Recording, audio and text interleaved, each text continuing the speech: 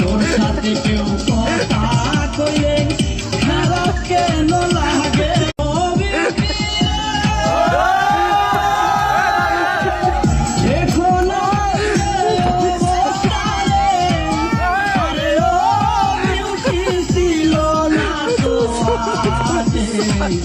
তোর সাথে কেউ কথা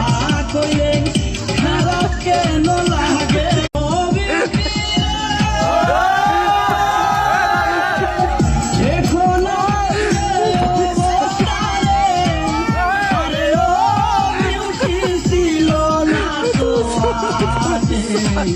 তোর সাথে